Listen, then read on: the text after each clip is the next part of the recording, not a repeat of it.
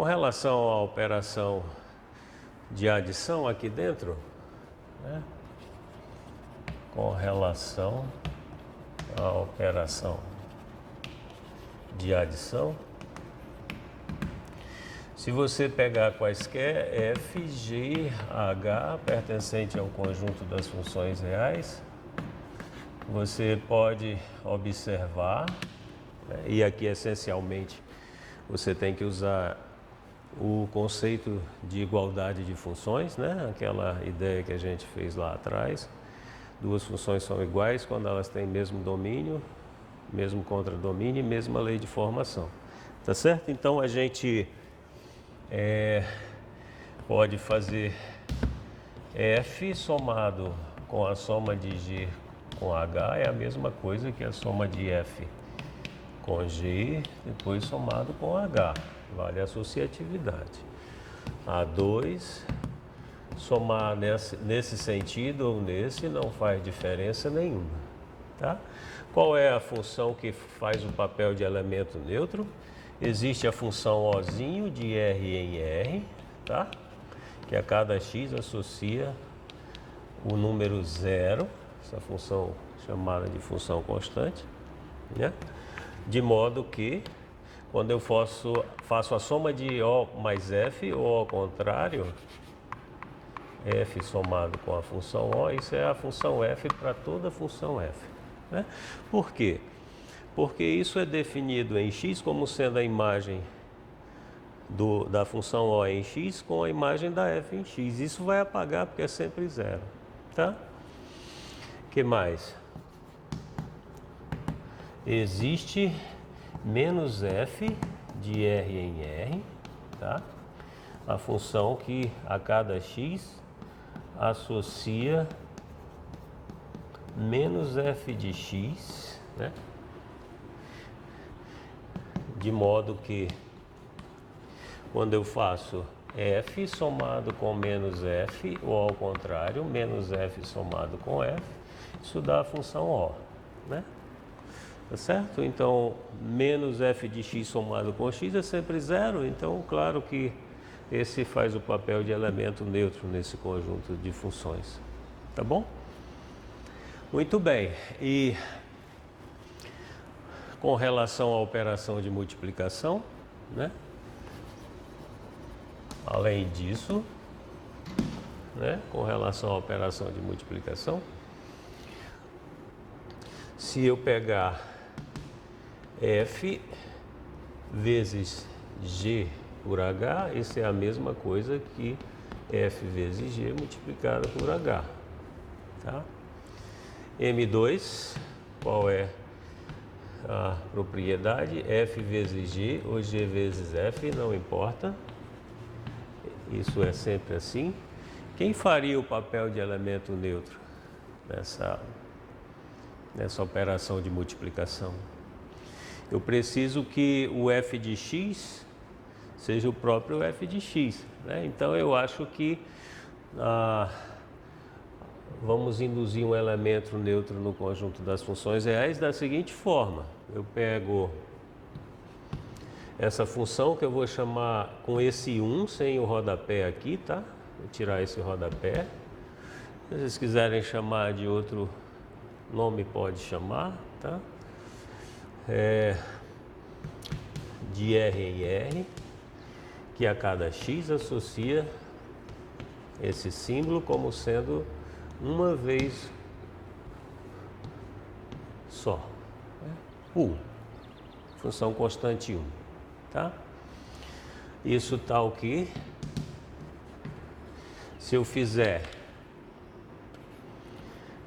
isso vezes f, sem o rodapé, ou f vezes esse símbolo, isso dá sempre a função f. Tá bom? Ok? Agora, mais ainda, você pode, como são as funções que são inversíveis, né? No conjunto inversíveis com relação à operação de multiplicação aqui. Então, podemos examinar mais tarde. Mas o que a gente sabe é que f vezes g mais h, assim, isso vai ser a função f vezes g mais a função f vezes h, tá certo? Não importa a ordem, se você quiser trocar, porque você já tem comutatividade aqui. Se é a mesma coisa que gf mais hf, e no final isso é g mais h vezes f. Isso também funciona, tá bom? Bom, aí nós vamos precisar de um certo cuidado, né? Que é o seguinte, vamos chamar isso de observação. Em R,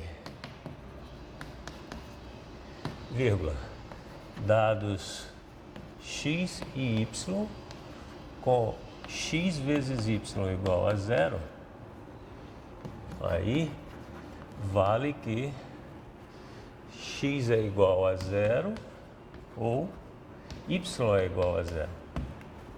Isso pode ser ambos nulos, mas pelo menos um deles tem que ser igual a zero. Você já perdeu, né, isso no conjunto das funções. Cuidado, né? Em f de R, né, podemos ter f diferente daquela função O, g diferente daquela função O, né, e vírgula com f vezes g igual à função nula. Esse é o ponto que, apesar das operações induzirem operações no conjunto dessas funções, né, aquela propriedade que você usa muito até para achar as raízes de uma equação do segundo grau ou de uma função do segundo grau, né? Do tipo que não tem o termo c é igual a zero, você faz a fatoração e usa que o produto de dois números reais só é zero se um dos fatores é igual a zero. Lembram disso, né? Aqui você já perdeu. Por exemplo, eu pego a função, vamos pegar a função f de R em R, tá? Que a cada x associa f de x como sendo, vamos pegar aqui muito simplesmente, 2x, se x é maior ou igual a zero, tá? Menos x mais 1, né? Se x é menor do que zero.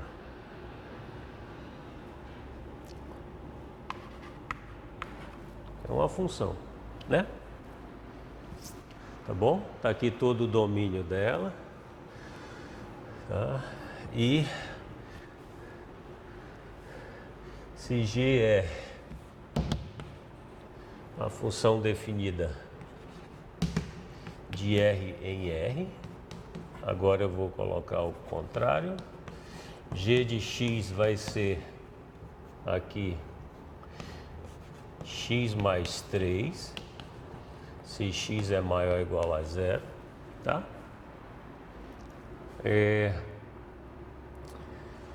Eu preciso de um zero aqui, vou pôr zero aqui. E essa vai ser zero, se x é maior ou igual a zero. E essa vai ser x mais 4, se x for menor que zero. Ok? Muito bem.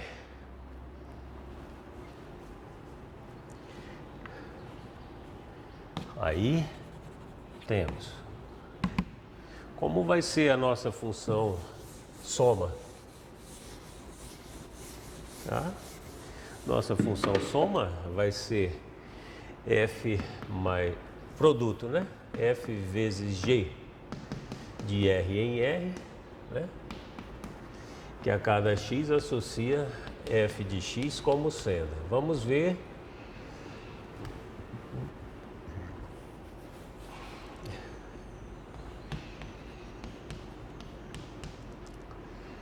Vamos ver como é que isso vai funcionar, tá? Bom, essa não é a função nula, né? Porque, por exemplo, a função nula, quando você age em todos os elementos do domínio, tudo dá zero. E aqui a imagem de 2 é 4, né? G também não é a função nula, porque quando você pega a imagem de -1, isso é 3. Tá? Então, não são funções nulas, f e g. E f vezes g age aqui assim. F de x vezes g de x, para x maior ou igual a zero. E aqui é f de x vezes g de x, se x menor que zero. Tá? O que vai acontecer é que essa função vai ser